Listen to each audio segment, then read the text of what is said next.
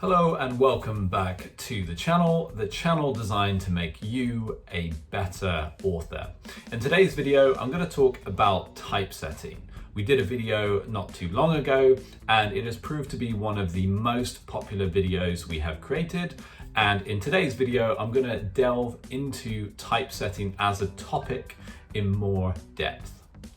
The last video we did was all about the 10 rules for typesetting. In today's video, I'm going to talk about how to prepare your book for typesetting. So what should you do when preparing your book for typesetting? We'll also touch upon a few other elements of typesetting that I think are important to mention that we didn't mention in the last video. If you haven't done so already, make sure you're subscribed. Please turn that notification bell on. It means you'll actually be notified when we post new videos. And of course, like the video if you enjoy it, and always leave us comments below about your writing journey, about your book, or anything else you'd like us to cover. Let's get on with the video. Typesetting is all about the internal design of your book and how it looks to the reader. The better this design is, the more readable it's going to be. Ultimately, the more likely you are to A, get someone to buy that book once they first look at it, and then of course B, to read the whole book if it's easy to read, and of course as they enjoy it, they've got the whole way through the book, chances are they're going to tell people about the book and you will sell more books. So it's very important not just for the reader, but of course ultimately to how many books you will sell. A typesetter is responsible for the margins, the fonts, line breaks, chapters, structuring the entire book, putting in illustrations. So responsible for the entire design process of your book. Typesetting seems simple. Just write your book in Word and there we go, it's done. Or pop it in a template and there we go, it's finished. The truth is very, very different. So typesetting is a skill, and it's a very important skill. And templates, which is something I want to touch on, is a really bad idea because they're not specific to your book. A typesetter is going to know, based upon your book and based upon your genre, what is going to deliver the best result and what's going to make your content look its best. Certain fonts and styles can actually give your readers a headache. And I'm not just being dramatic here, they can actually give your readers a physical headache. So if things are, written in really small font or hard to read font, or, there's page breaks all over the place and it's messy, this will actually give people a headache. So that's the last thing you want to do to your readers. Typesetting is really important. Now I'm going to dive into the things you need to do to prepare your book for typesetting. And one more quick point on that is that, having breaks in the wrong place or not having the book flow is of course going to affect the reader's enjoyment of the book if it's just, all over the place. So it's going to interrupt them. And, there have been books I've picked up in the past where it's just a bit all over the place. And that's caused me to just stop at some point and say, this is too much effort. The message might be great, but, the way it's written, the way it's delivered is bad. And even if you're clear in your writing and in your message, if then the design is messy, it will create, confusion and chaos. So really, really important.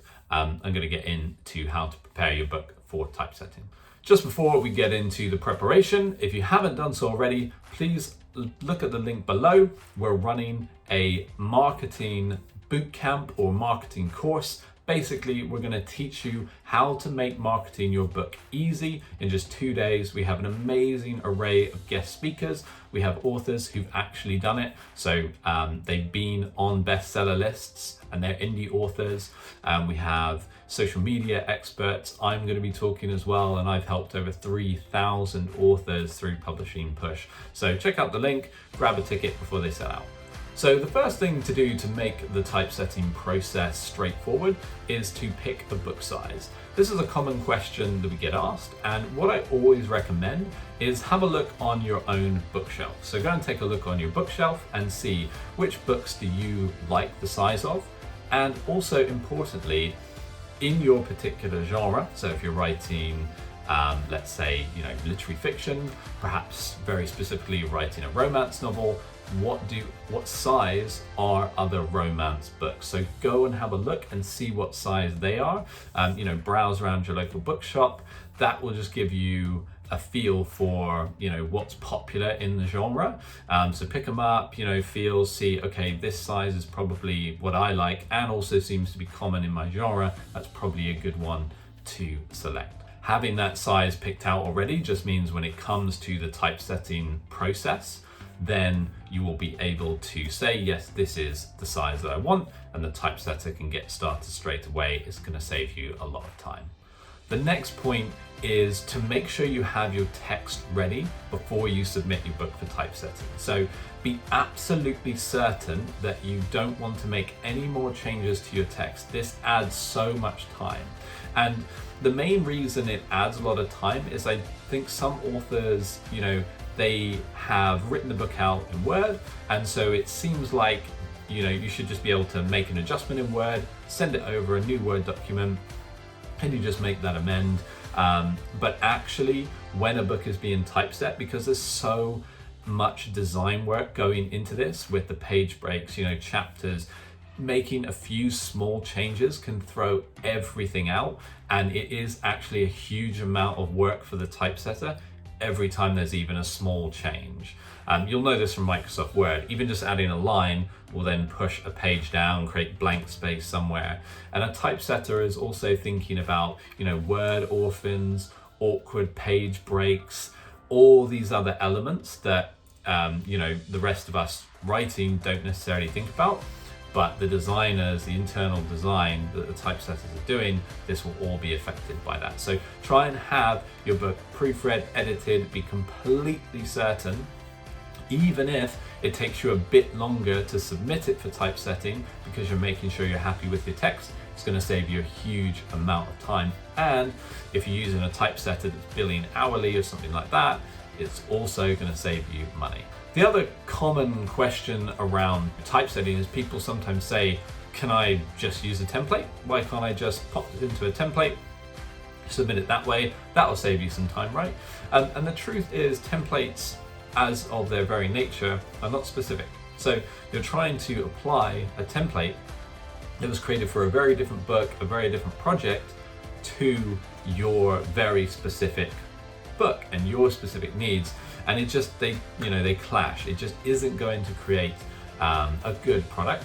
What you really want is you want to have you want someone creating something especially just for you. Really do think about that. The typesetting is special for you, it's bespoke, it's custom. Enjoy it. Enjoy the fact that through this process, your book won't look like anybody else. Your book is unique, your story is unique, so make sure that your typesetting and your internal design is as well. Images. So you've probably been waiting to hear, what about images? Most books have an image, especially memoirs, which we do a lot of at Publishing Push. We love memoirs because we get to see some amazing photos, of course, often, very old black and white photos. But we do a lot of children's books as well, which are heavy in illustrations. So when it comes to images and it comes to illustrations, one thing to get set before you get to typesetting is, how many images do you want, where the image is going to go, and on top of where the image is going to go,